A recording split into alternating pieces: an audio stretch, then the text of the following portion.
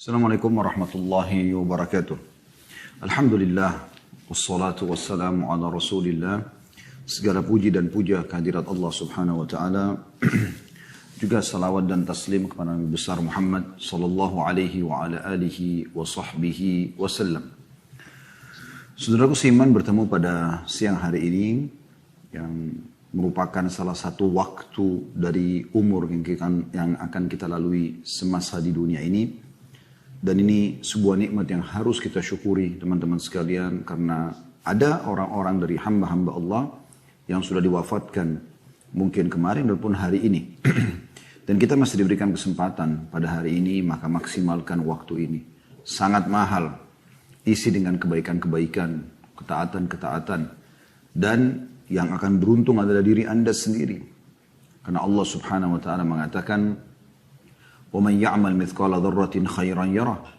Siapa yang berbuat seperti biji sawi dari kebaikan, pasti dia akan lihat dan akan mendapatkan balasannya. Dan stop, berhenti dari semua pelanggaran-pelanggaran agama yang bisa menentukan diri Anda sendiri dan manfaatnya juga kembali kepada Anda. Karena semua akan dihisap oleh Allah subhanahu wa ta'ala. Sebagaimana Allah mengatakan, وَمَنْ يَعْمَلْ مِثْقَالَ ذَرَّةٍ شَرًّا يَرَهُ. Dan siapa yang berbuat seperti biji sawi dari keburukan, maka pasti dia akan diperlihatkan dan akan diminta pertanggungjawabannya. Setiap orang berlalu dan dia akan bertanggung jawab sendiri. Kalau masa lalu Anda ada kemaksiatan kepada Allah subhanahu wa ta'ala, pelanggaran-pelanggaran agama, maka hari ini kesempatan Anda memperbaikinya dengan bertaubat. Kalau masa lalu diisi dengan kebaikan-kebaikan, maka pada hari ini Anda tinggal mengulanginya untuk menambah catatan di buku amal Anda dan juga akan meninggikan derajat Anda di surga. Keputusan ada di tangan Anda, mau berubah atau tidak menjadi lebih baik tentunya. Jangan pernah terpengaruh teman-teman dengan hiruk-piluk dunia di sekitar kita. Apapun yang sedang terjadi, fenomena di sekitar kita, kalau itu kebaikan, nikmat kita syukuri. Dari udara, dari makanan, dari minuman, dari segala macam hal yang kira-kira kita butuhkan dalam roda kehidupan kita ini, syukuri. Dan kalaupun ada cobaan, kita jadikan sebagai bahan muhasabah dan kita bersabar. Kita pada kesempatan ini teman-teman sedang membahas dua sayap yang bisa membawa kita meraungi kehidupan dunia ini. Kita melaluinya dengan sangat nyaman, dengan sangat tentram, dan semuanya berjalan dengan baik sampai ke garis finish kehidupan. Yaitu syukur sayap yang satu pada saat nikmat sedang ada, dan sabar di sayap yang satunya ya, pada saat cobaan datang. Dua hal ini teman-teman sekalian adalah tidak bisa dipisah satu sama yang lainnya.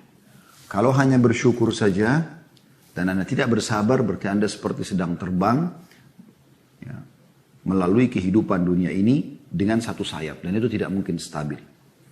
Kalau Anda hanya bersabar kalau cobaan datang dan Anda tidak bersyukur pada saat Allah bukakan rezeki-rezekinya. Misal Allah sembuhkan penyakit Anda, Allah bukain, angkat derajat Anda dari orang miskin menjadi orang kaya, orang tidak dikenal menjadi terkenal, lalu Anda lupa tidak bersyukur, maka juga sama. Seperti Anda punya satu sayap saja, tidak akan berimbang. Kehidupan kita akan stabil, akan nyaman, akan tentram, akan berhasil dan sukses selamanya bila dua sayap ini ada. Ini bagian daripada syariat Allah subhanahu wa ta'ala. Bersyukur pada saat nikmat sedang ada, sekecil apapun nikmat itu.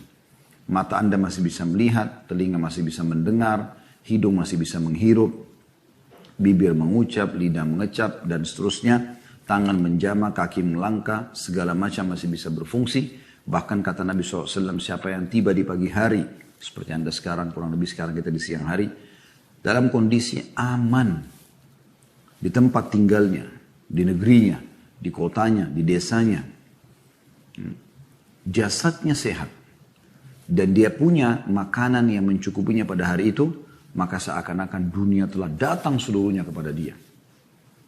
Gak ada yang mengalahkan nikmat ketentraman, nikmat tempat tinggal, dan juga nikmat makanan yang bisa membuat roda kehidupan bisa berputar. Tinggal Anda gunakan semua untuk ketaatan kepada Allah subhanahu wa ta'ala. Ya. Dan sisi yang lain, bersabar bila cobaan datang. Dan ini harus berimbang. Sekecil apapun cobaan yang datang, sabar. Sampai yang besar. Nanti akan kita coba sebutkan beberapa hadis tentang masalah ini teman-teman sekalian. Jadi saya ulangi kembali, kita sedang membahas dua sayap kehidupan yang akan membawa Anda ke garis finish kehidupan ini, sehingga Anda menuju ke akhirat kehidupan abadi, semuanya dengan mulus, dengan tentram, dengan nyaman, karena dua sayap ini. Dan inilah yang Nabi SAW sebutkan dan gabungkan dalam sebuah hadis yang mulia. Hadis yang sudah sering sebenarnya kita dengarkan, hadis ini diriwayatkan Imam Muslim, Ad-Darimi, Ibnu Hibban dengan sanad yang sahih tentunya. Kata Nabi SAW, "Ajaban li amril mu'min, inna amrahu kullahu khair."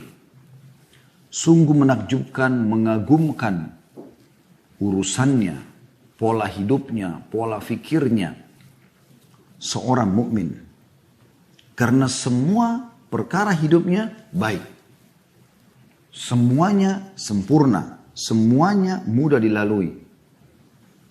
Walaysa dzaka li ahadin illa lil mu'min. Dan pastikan, kata Nabi SAW, ini tidak akan dimiliki kecuali oleh orang yang beriman saja.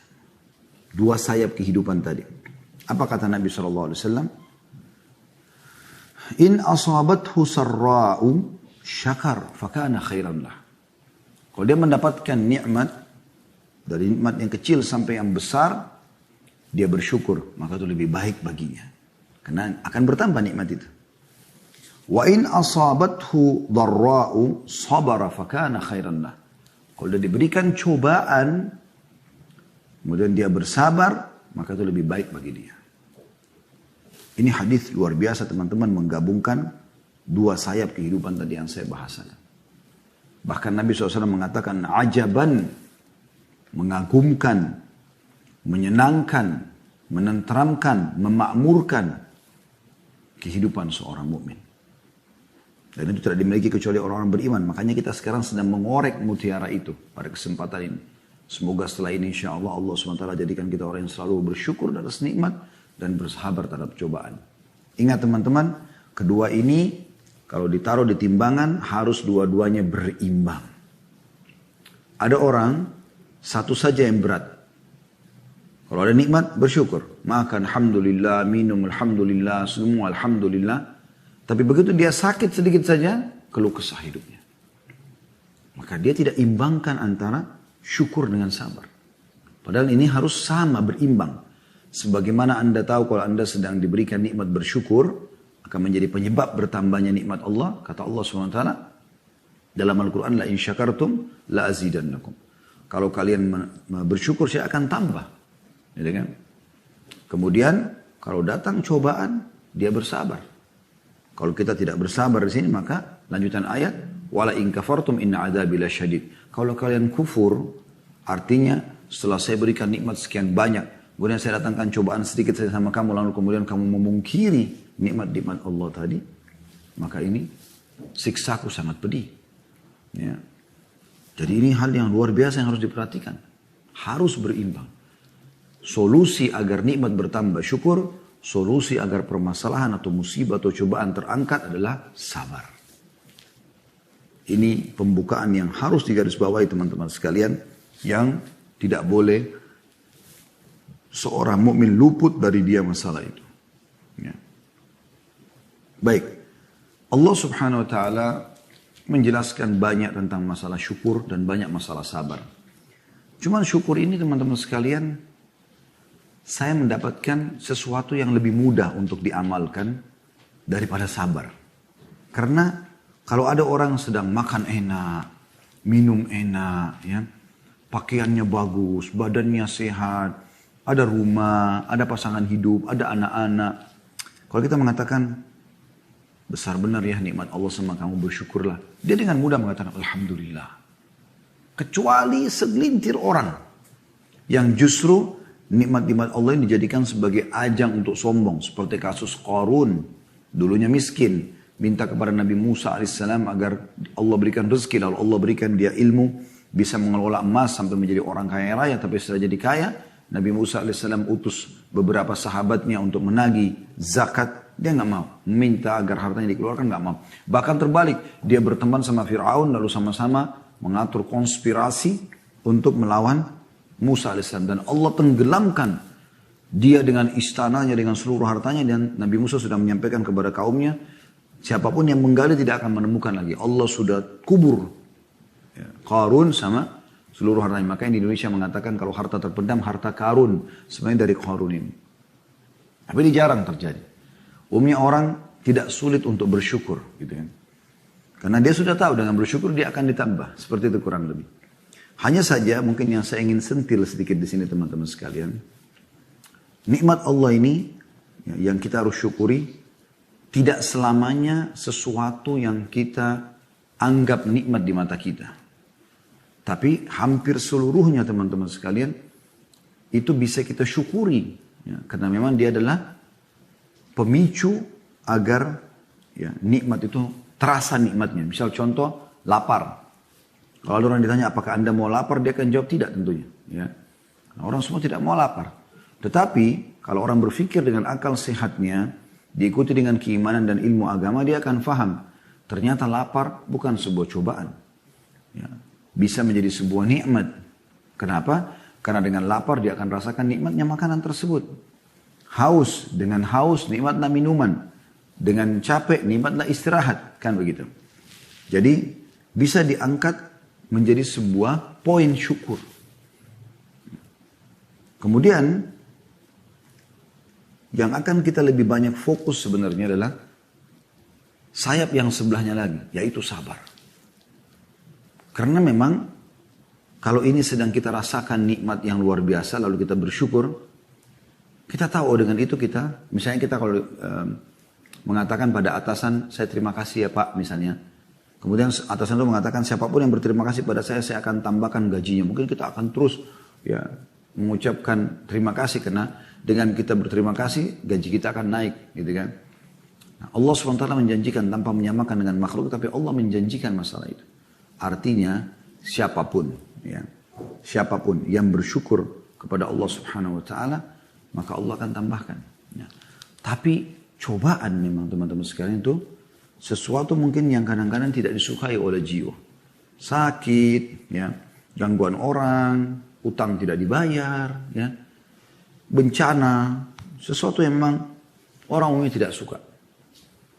Maka pada saat itu kita disuruh bersabar. Apa itu sabar? Sabar adalah kita menerima keputusan Allah, kemudian kita berikhtiar. Sabar bukan berarti elus dada dan duduk manis, bukan. Tapi sabar itu adalah kita menerima keputusan Allah tersebut. Misalnya kita bangun pagi hari flu. Maka yang paling pertama bukan berkeluh kesah. Kok saya flu sih? Kok saya begini dan begitu? Bukan. Karena sudah terjadi. Kalau belum terjadi kita bisa punya ikhtiar. Tapi sekarang sudah terjadi. Maka karena sudah terjadi, secara otomatis ya kita wajib menerimanya. Sebagaimana Allah Subhanahu Wa Taala memang menciptakan berpasang-pasangan. Ada kenyang, ada lapar. Ya. Ada sehat, ada sakit. Ya. Ada muda, ada tua. Ada laki-laki, ada perempuan, ada siang, ada malam, ya, ada hidup, ada mati, ada dunia, ada akhirat, ada surga dan neraka. Orang yang faham tentang sunnatullah ini, sistem yang sudah Allah ciptakan, pada saat cobaan datang, dia tahu, oh ini saya bersabar. Karena ini memang seperti satu pasangan dengan nikmat yang sedang ada. Jadi nggak mungkin orang itu semasa hidup nikmat semua, nggak mungkin. Supaya dia tahu nilainya nikmat itu Allah berikan dia cobaan. Walaupun umumnya cobaan itu selalu lebih sedikit waktunya dibandingkan nikmat. Misal contoh, Anda setahun 365 hari nggak pernah sakit. Mungkin di awal tahun depan Allah cuma uji dengan flu sepekan, demam sepekan. Ya. Setelah itu Anda sembuh lagi. Jadi umumnya cobaan itu lebih sederhana. Karena memang dia berat untuk dilalui. Ya. Seperti itu kurang lebih. Tapi di sini teman-teman fahami definisi sabar. Terima keputusan Allah, lalu ikhtiar. Dari tadi bangun tidur misalnya flu. Alhamdulillah, Allah sedang uji saya. Lalu ikhtiar, minum teh hangat kah, minum obat dokter kah, konsultasi dokter kah, minum herbal kah, intinya Anda ikhtiar. Ya. Karena memang kita tidak dibolehkan vakum. Kita ikhtiar. Kata Nabi SAW, Allah tidak turunkan penyakit kecuali Allah turunkan obat bersamanya. Maka tadawu ya ibadallah. Berobatlah kalian, ikhtiar. Suruh ikhtiar. Allah subhanahu wa ta'ala memerintahkan kita dalam surah Al-Imran, surah nomor 3 dalam Al-Quran, ayat terakhirnya. Ayat 200, karena ini 200 ayat. Allah berfirman, bisa anda buka aplikasi Al-Qurannya, yang bunyinya, A'udzubillahi minasyaitonirrajim, Ya ayyuhalladzina amanu sabiru, wasabiru, warabitu, wattaqullaha la'allakum tuflihun. Hai orang-orang beriman, bersabarlah kamu. Ya pasti datang cobaan. Perintahnya sabar. Dan Allah mengatakan, kuatkanlah kesabaranmu. Jangan cuma sabar semenit, 2 menit, sejam, 2 jam. Sabar. Karena Allah mengatakan, fa inna ma'al usri yusra. Di setiap kesulitan, pasti akan ada kemudahan. Allah ulangi lagi. Inna ini harfu ta'kid. Pasti. Setiap kali ada usri yusra. Inna ma'al usri yusra. Setiap ada kesulitan pasti akan ada kemudahan. 2 kali Allah ulangi dalam Al-Quran. Anda sudah hafal ayat itu. Allah mengatakan kuatkan kesabaran. Lalui nikmati proses itu. Ya. Lagi flu, lagi demam, lagi apa. Nikmati prosesnya. Ya. Gangguan orang, utang tidak dibayar, kita tagih berapa kali. Nikmati prosesnya. Yakin ada sesuatu yang dengan itu Allah subhanahu wa ta'ala akan berikan yang besar. Ya. Mungkin ada derajat di surga teman-teman. Nggak bisa anda jangkau kecuali dengan cobaan tersebut. Anda dengan 10 tahun diuji penyakit misalnya, maka anda dengan itu bisa mendapatkan derajat di surga yang mungkin kalau anda ibadah, anda butuh 100 atau 1000 tahun. Cobaan meringkaskan anda jalan itu. Ya. Makanya Allah mengatakan, hai orang-orang beriman. Ini orang beriman yang dipanggil. Bersabarlah kamu. Dan kuatkan kesabaranmu. Dan tetaplah bersiap siaga di perbatasan negerimu. Dan bertakwa kepada Allah supaya kamu beruntung. Artinya dalam keadaan kamu susah pun jangan sampai kamu lagi melakukan kemaksiatan. Jangan dalam keadaan susah lalu kemudian ke dukun, ya, malah ke diskotik, malah ke bar, malah melakukan pelanggaran-pelanggaran agama. Ulama mengatakan iman itu ada 2 bagian. Sebagiannya adalah sabar, sebagian lagi adalah syukur. 2 hal ini, 2 tadi saya bilang, ya, sayap untuk melewati kehidupan dunia ini dengan sukses dan mulus. Anda punya 2 hal ini, Anda sudah luar biasa. Dan Allah gabungkan kedua ini dalam firman-Nya. Dalam surah Asy-Syura, surah nomor 42 ayat 33. Anda bisa buka aplikasi HP Al-Quran di HP-nya. Surah nomor 42 ayat 33. Yang bunyinya, A'udzu billahi minasyaitonir rajim, inna fi dzalika laayatin likulli sabbarin syakur. Sungguhnya pada semua yang terdapat fenomena alam ini, terdapat tanda-tanda kebesaran Allah bagi orang yang selalu bersabar dan bersyukur. Ya. Jadi 2 sayap ini. Ingat, kalau Anda tidak mengimbangi keduanya, Anda tidak akan bisa melalui dengan sukses. Tadi saya kasih contoh orang kalau bersyukur, tapi dia tidak bersabar. Tidak bisa. Yang akan berkeluh kesah nanti di sini. Jadi dia nggak miring pesawatnya, ya, atau penerbangannya. Tapi kalau dia bersyukur pada saat nikmat datang, dia bersabar saat coba datang, maka selalu stabil. Atau dia bersabar nih, luar biasa sabarnya, cobaan datang, miskin, susah, hidup dihina orang segala macam, dia nggak pedulikan lagi. Yang penting dia bagaimana bisa hidup selesai. Tapi satu waktu Allah buka dia menjadi orang mampu, mulai dapat duit, mulai dapat warisan, mulai ini, mulai itu, mulai naik sedikit. Yang kita temukan bukannya bersyukur kepada Allah. Bukannya malah membagi-bagi, berbagi sedekah kepada orang. Enggak. Dia malah sombong. Kalau Anda pernah dengar, Alhamdulillah sebagai pengulangan, kalau Anda belum pernah dengar, kisah yang disebutkan dalam hadis, ya, di mana Nabi SAW menggambarkan ada 3 orang di zaman dahulu sebelum kita. Yang satu itu botak, gak punya rambut, ya. Yang satu punya penyakit kulit, ya, yang orang semua menghindar dari dia. Yang satu lagi buta, gak bisa melihat. Dalam hadis ini disebutkan, ketiga orang ini ditemui oleh malaikat di tempat yang berbeda. Kemudian malaikat berkata kepada yang botak, ada apa dengan kamu? Apa yang kau tidak sukai? Kurang lebih begitu maknanya, kata dia, orang menghina aku dengan kepala botak ini. Maka aku berharap aku dikaruniai rambut yang bagus sehingga hilang penghinaan ini. Maka malaikat pun mengatakan Allah akan memberikan kepada kau itu harta apa yang kau sukai. Kalau tidak salah di sempat itu dia bilang unta. Ya. Maka kata malaikat, pergilah kamu ke belakang bukit ini, kau akan temukan itu. Dia lihat ternyata ada unta. Ya. Dan akhirnya dengan unta itu dia punya peternakan yang besar, menjadi orang kaya raya. Yang satu lagi datangi malaikat, ditanya, apa masalahmu? Kenapa kehidupan? Dia bilang, orang semua hina saya karena kulit saya tidak bagus. Apa yang kau harapkan? Saya berharap Allah memberikan kepada saya kulit yang bagus sehingga orang tidak menghina lagi saya. Maka malaikat pun diizinkan oleh Allah Subhanahu wa taala menyembuhkan penyakit kulitnya. Lalu ditanya, harta apa yang kau paling suka? Dia katakan sapi. Lalu malaikat berikan dia sapi, dan dengan sapi itulah berkembang biak menjadi banyak, dia menjadi orang kaya raya. Yang ketiga adalah orang buta. Setelah malaikat tanya, apa yang mengganggumu? Apa yang kau harapkan? Mata saya buta. Kalaupun ada yang saya harapkan, saya berharap agar saya bisa melihat normal. Maka malaikat pun dengan izin Allah menyembuhkan mata dia. Kemudian ditanya, harta apa yang kau paling suka? Dia katakan kambing. Maka malaikat pun memberikan, dan dengan kambing itu dia kembang biakkan sampai dia punya peternakan kambing dan menjadi orang kaya raya. Beberapa waktu setelah itu, malaikat Allah Subhanahu wa taala datangkan dengan kepada ketiga orang ini dengan postur ya, seperti dulu, dan paras wajah mirip-mirip seperti dia dulu.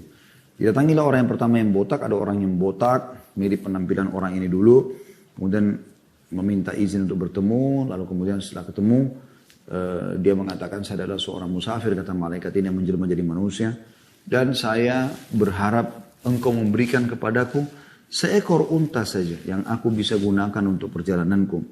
Dia punya banyak sekali unta kaya raya gitu. Maka dia mengatakan, saya banyak utang, banyak urusan, banyak segala macam. Intinya dia menolak, tidak mau kasih. Lalu kemudian kata malaikat yang menjelma jadi manusia tadi, bukankah kau dulu orang botak seperti saya? Lalu Allah menyembuhkanmu. Ternyata dia balas dengan apa? Kesombongan. Nah di sini perhatikan teman-teman, dia mengatakan apa?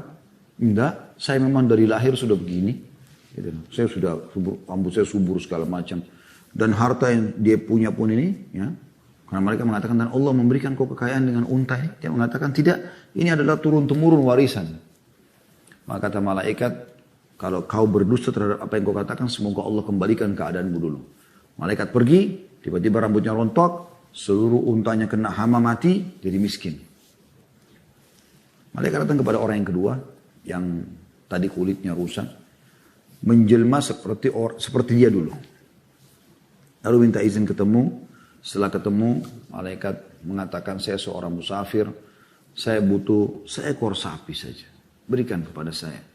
Ya, dari apa yang Allah karuniakan kepadamu. Lalu dia mengatakan, oh ini banyak keperluan. Intinya dia nolak, dia nggak mau kasih. Ya.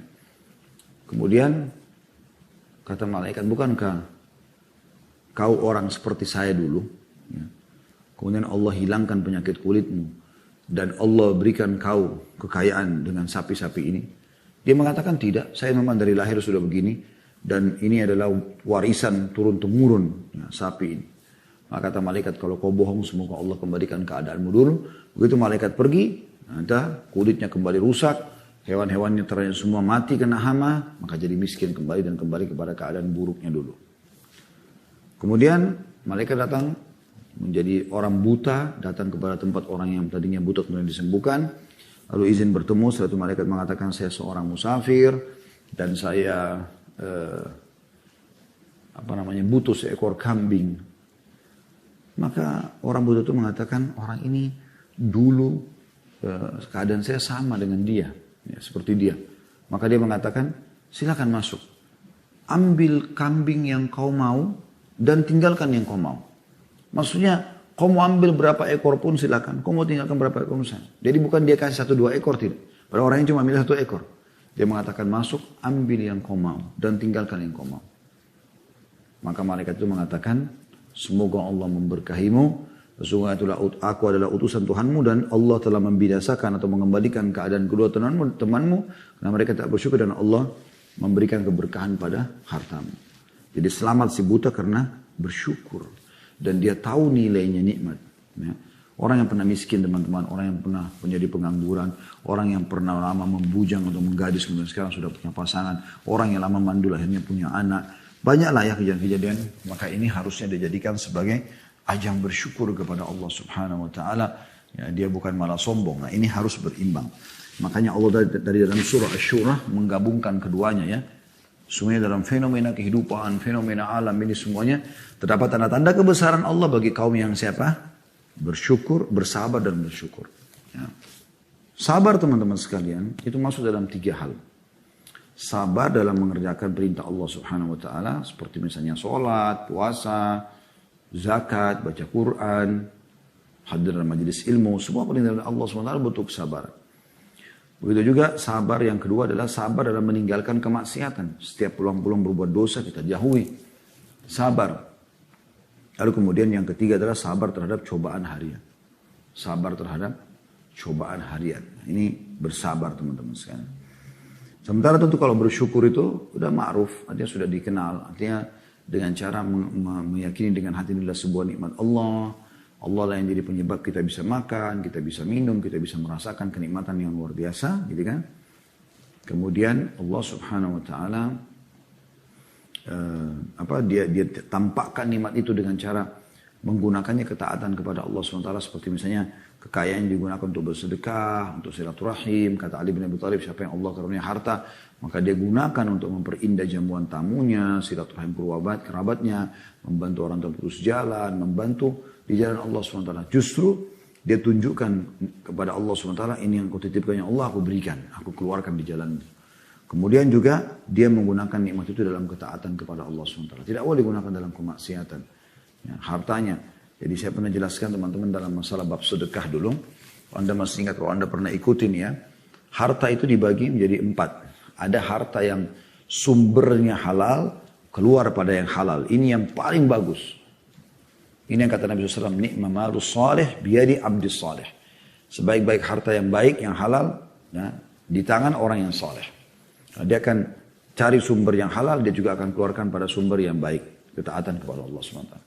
Yang kedua adalah sumbernya halal, misalnya dia gaji, pekerjaan yang halal, tapi dia, teman-teman sekalian, gunakan dalam kemaksiatan, misalnya ke diskotik, ke bar, mabuk-mabukan, segala macam.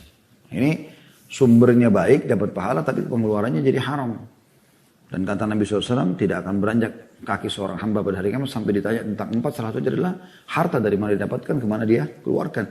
Di sini dia dapat pahala karena dia mencari rezeki halal, tapi di sini dia hisab sama Allah. Dia keluarkan, nilai hartanya sama. Ini jangan terjadi. Yang ketiga adalah kebalikan yang kedua tadi. Kalau tadi kan yang kedua sumbernya halal, keluarnya haram ya. Gaji halal, warisan dipakai ke diskotik atau berzina.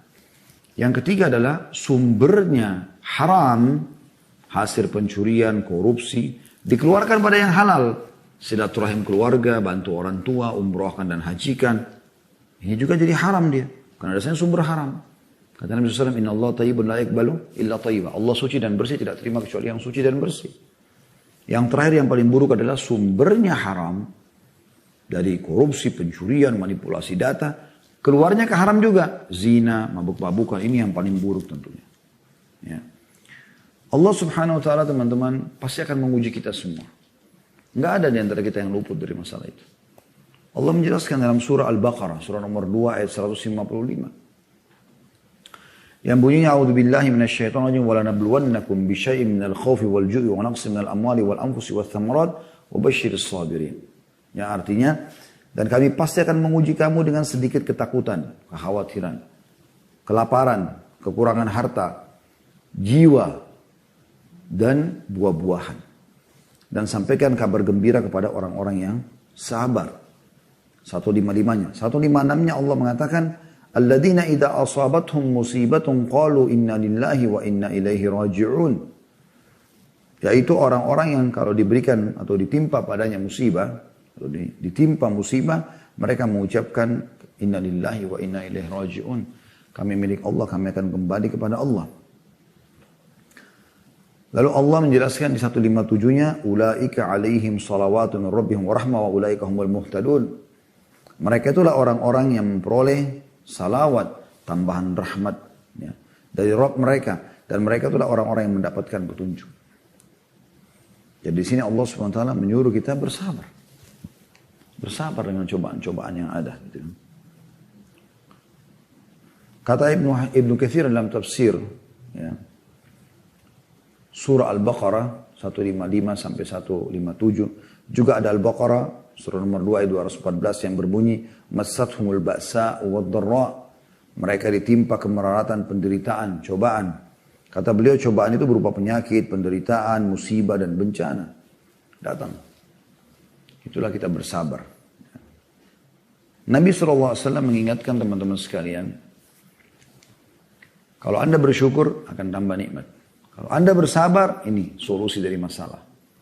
Ini yang sedang kita fokus bahas. Apa kata Nabi SAW? "Ma yusibul muslim min nasabin wala wasab."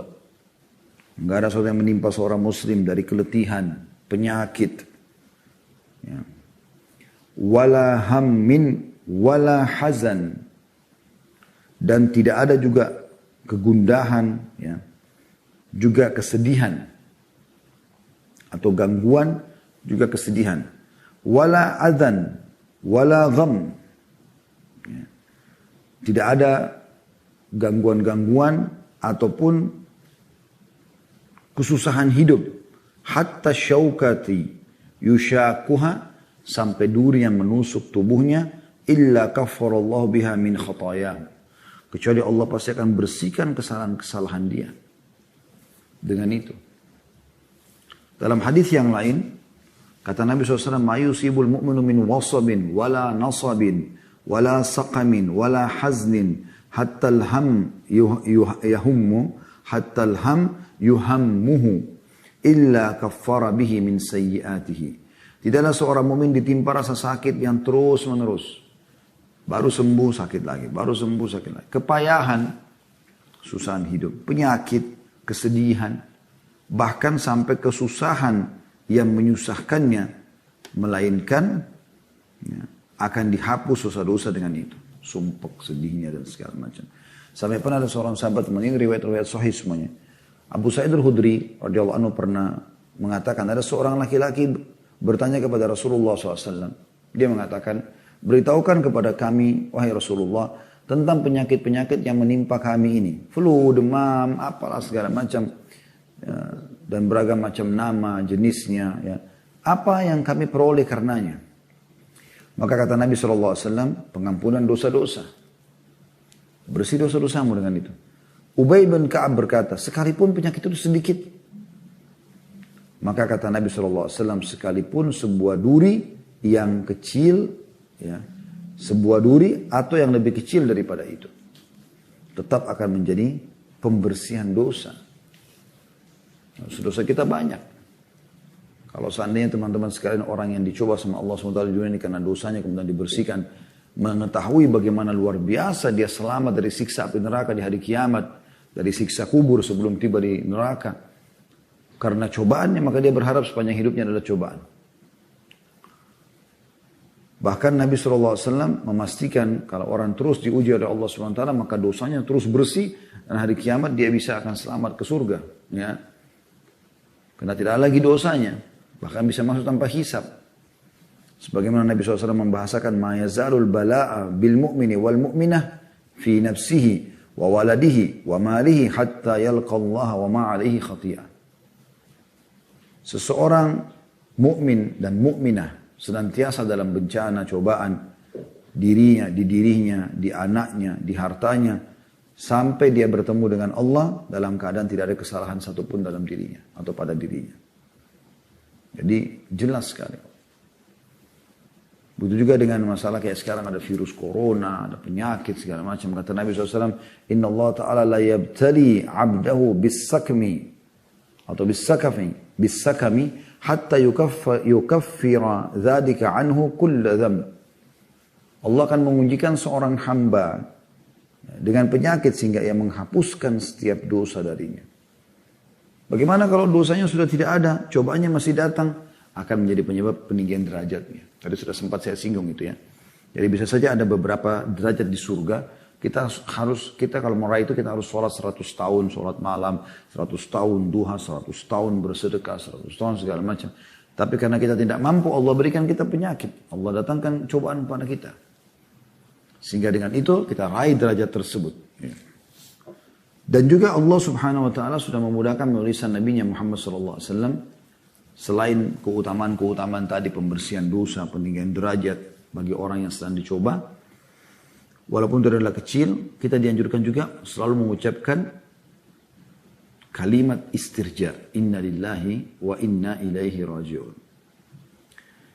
Kata Nabi SAW, ma min abdin tusibuhu musibah. Gak ada seorang hamba pun yang ditimpa musibah padanya. Fayaqulu inna lillahi wa inna ilaihi raji'un. Kami milik Allah, kami akan kembali kepada Allah. Allahumma jurni fi musibati. Ya Allah, berikanlah aku balasan, ya, dalam musibahku ini.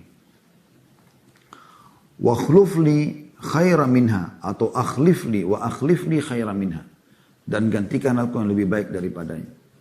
Illa ajarahu Allahu fi musibatihi wa akhlafa lahu khaira minha.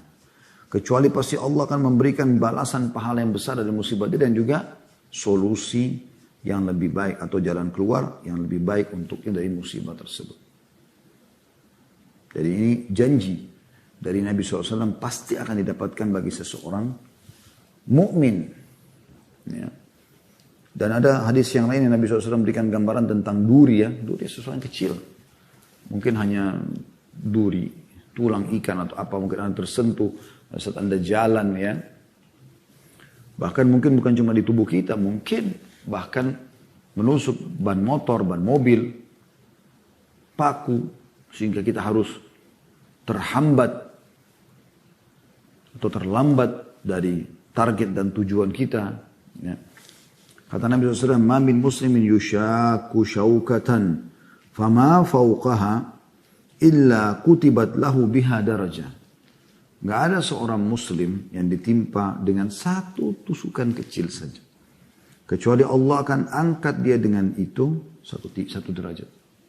Wa muhiyat anhu biha khatiyah, dan dihapus pula satu kesalahan darinya. Ya. Jadi itu luar biasa. Bisa peninggian derajat hanya karena masalah yang sedang kita lalui. Juga sabda Nabi SAW yang mulia yang berbunyi, inna rajula la yakunu lahu indallahi manzilah. Seseorang itu Allah berikan dia kedudukan di sisinya. Ya. Fama yablughuha bi'amal, dan dia tidak bisa jangkau dengan amal perbuatannya. Fama yazalullahu yabtalihi bima yakrah hatta yablughahu iyyaha.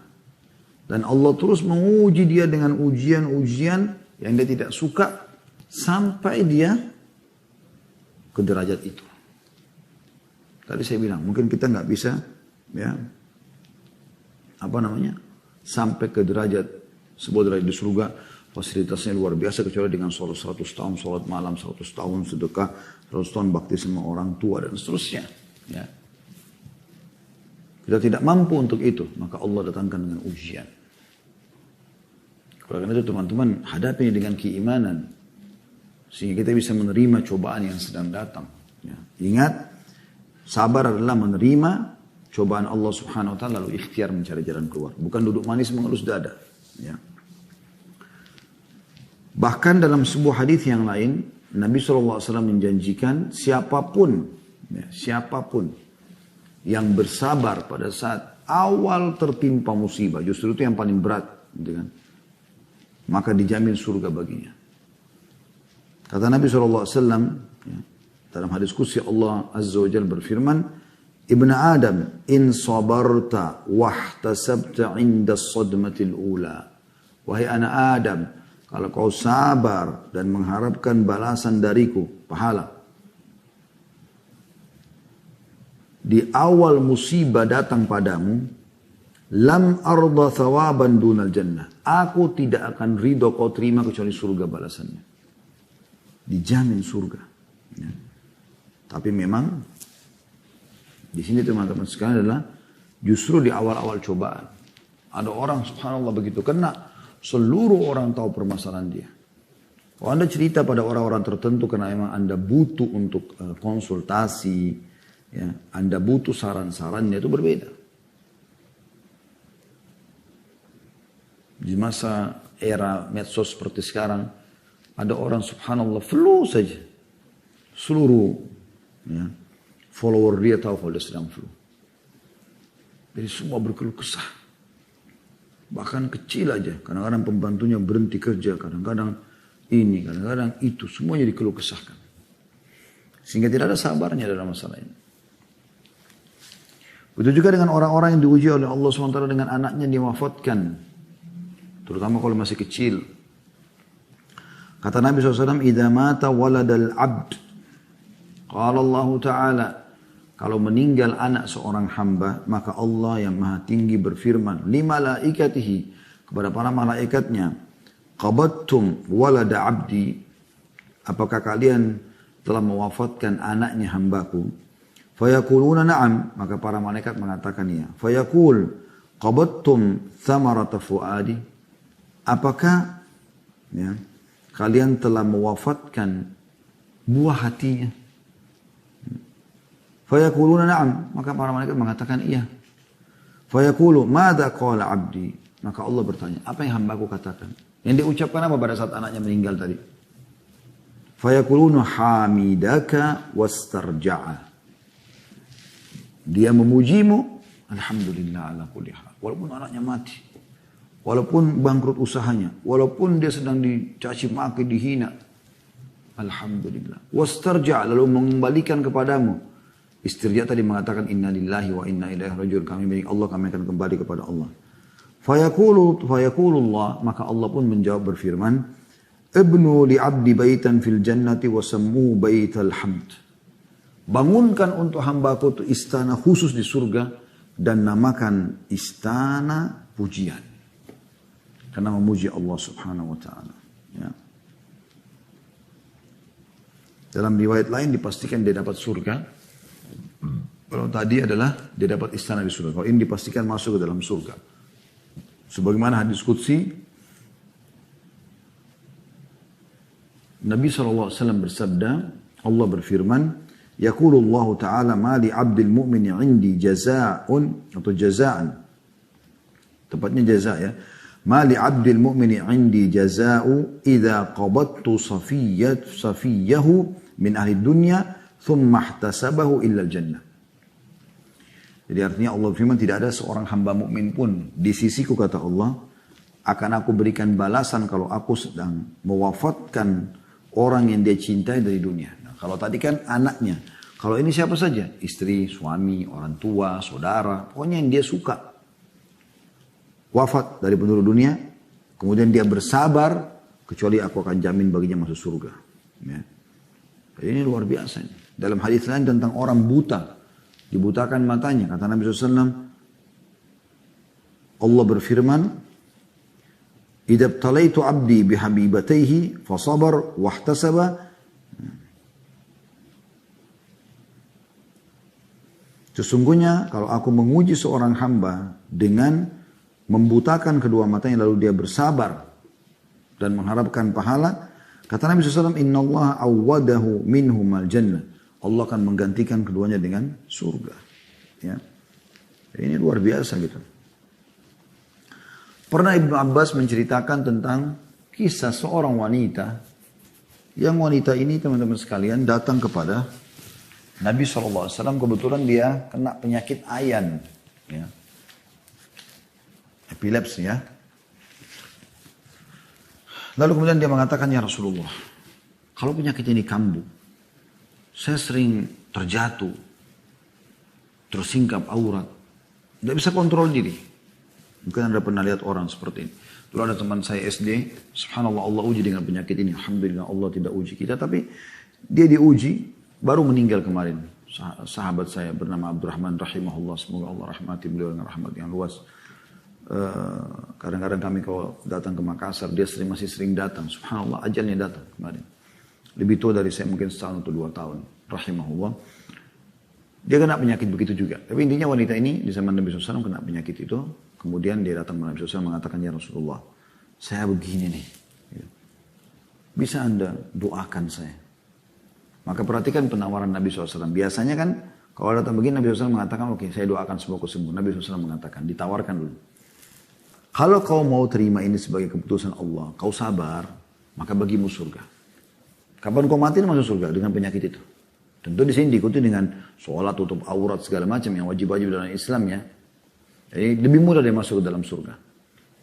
Tapi kalau kau mau kata Nabi SAW, aku akan berdoa kepada Allah. Kau akan sembuh. Tapi maknanya adalah belum ada jaminan surga. Maka karena mendengar surga dia mengatakan aku bersabar. Langsung perempuan itu mengatakan aku bersabar. Makanya Ibnu Abbas mengatakan, radhiyallahu anhuma, maukah aku tunjukkan kalian wanita ahli surga? Lalu kemudian wanita itu mengatakan, tapi pada saat kambuh ya Rasulullah, auratku sering tersingkap dan aku dalam kondisi tidak sadar. Berdoalah kepada Allah agar ya, tidak tersingkap auratku. Maka Nabi SAW pun mendoakan dia. Maka Nabi SAW pun mendoakan dia, gitu kan? Bagaimana agar dia tidak terkena itu. Dan hadis ini sahih riwayatkan Bukhari Muslim. Dan seluruh hadis tadi yang kita sebutkan teman-teman riwayat Bukhari, ya, rata-rata riwayat Bukhari, riwayat Tirmidzi, Ibnu Majah, ya, Abu Ya'la, ini semua hadis-hadis sahih riwayat Muslim yang menjelaskan kepada kita dan masih banyak riwayat-riwayat yang lain tentang masalah sabar itu. Ya. Oleh karena itu teman-teman, orang mukmin sangat mengagumkan perkara hidupnya karena hal-hal yang tadi kita sampaikan itu. Jadi kembali kepada bahasan kita, kalau kita ingin bahas ini tentu ini sangat bab yang sangat panjang. Untuk membahas syukur saja itu adalah bab yang sangat panjang sekali, mungkin bisa menjadi sebuah buku khusus masalah itu. Dan masalah sabar pun begitu. Tapi kita coba kasih kata kuncinya adalah dua hal ini harus berimbang dalam hidup kita. Dan bagaimana dalil-dalil yang menjelaskan masalah itu. Dan dengan dia berimbang seakan-akan dua sayap yang bisa mengimbangi ataupun memudahkan kita melalui kehidupan dunia.